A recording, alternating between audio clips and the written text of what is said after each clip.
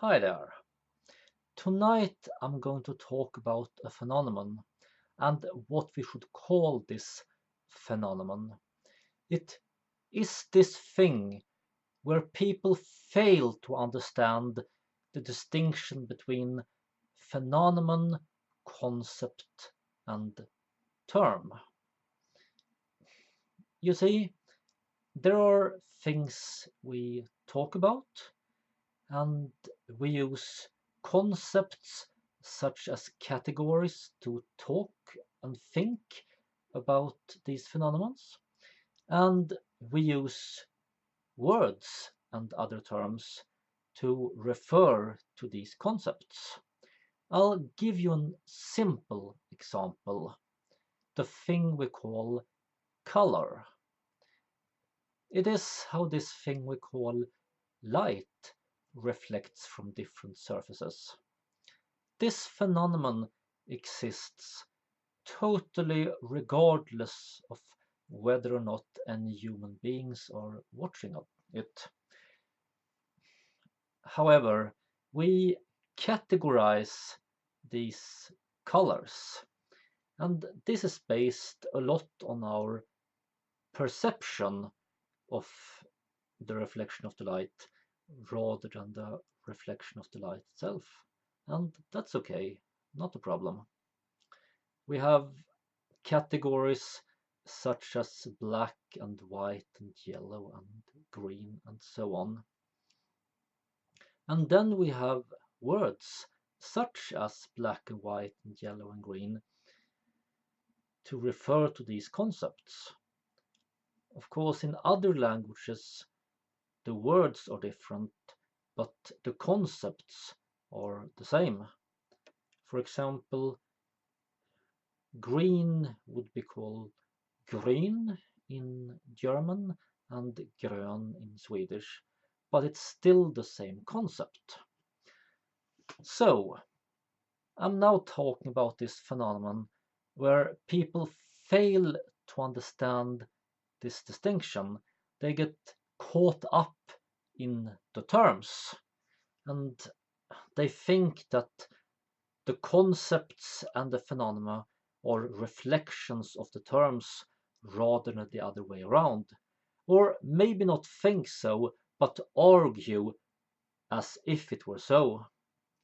In my last video, I talked about this phenomenon and I put a word for that phenomenon then, but I'm not happy with that word. I'm going to call it termism instead. And what I wonder now, is termism an established term already? You see, after my last video, I talked about this with Hannibal the Victor 13 in the comment field, and I talked with some friends, and one of them claimed that this already exists in natural science. The word itself and referring to pretty much the same concept as I'm talking about here, and if so, that is rather cool. However, she couldn't give me a source, and I haven't found one either. I've been looking around on Google and the university library database and so on, and when I search for termism, I get a lot of hits on short-termism, for people who fail to see the long perspective, only thinking in the short term, which I guess is somewhat related, but I haven't found termism. Anyway, whether or not there is an established word for this phenomenon, we really need one, and if there isn't a better one yet, then I think termism is the right one. As you might recall, in my previous video I called it a priorism, after the Latin term a priori. And that was a bad idea for several reasons. First of all, it makes the whole thing sound very philosophical and complicated, and it is not. On the contrary, it's mostly a matter of lack of thinking rather than thinking too much and too academical and so on. And second, there already is a word called a priorism, and that doesn't have to be a problem because it's quite different from the one I used. However, as I also talked about in my last video, it is rather common that the same word means at least two different things, and that is not a problem as long as you keep it apart. But when you mix them up together, it becomes a problem.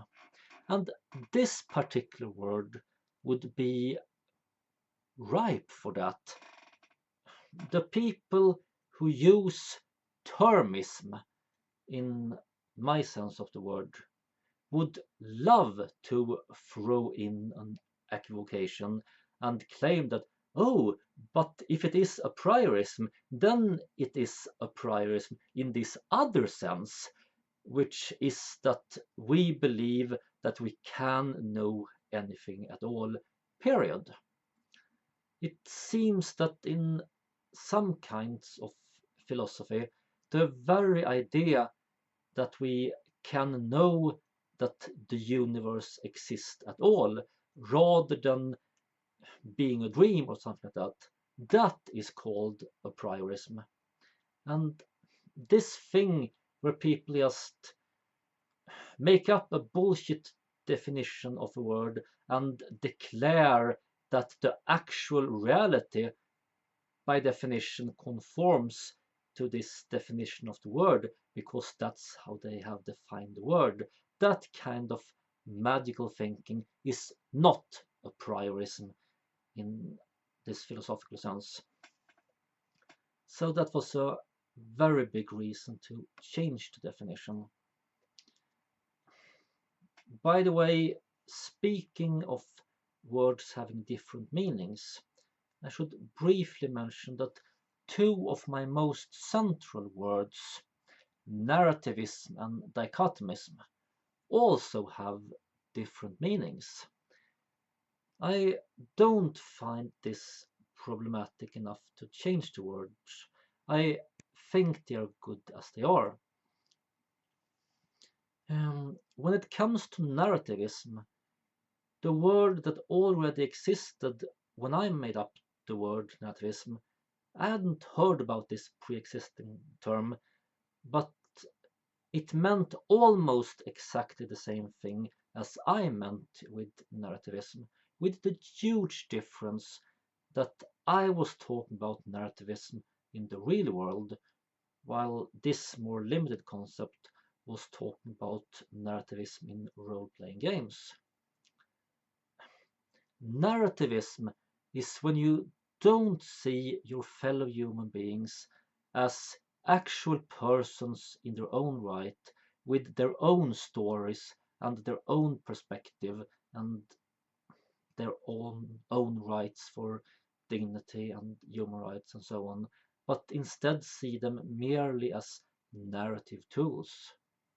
And it's okay to do that to fictional people. It's not okay to do that to real human beings. So it's just a matter of context. As for dichotomism, when I say dichotomism, I mean being stuck in black and white thinking, in either or dichotomies, when there should actually be a sliding scale. However, in theology, there is this concept, I think it's called biparty or something like that. It means a kind of dualism between body and soul. And depending on how it's done, this dualism may or may not be a dichotomism in my sense of the word. But this biparty is sometimes called dichotomism.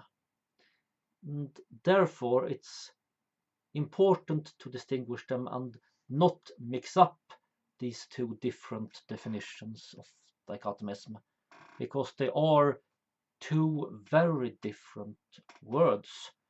Just like the word light, in the sense that something is not heavy, is quite a different word from the word light in the sense that something isn't dark.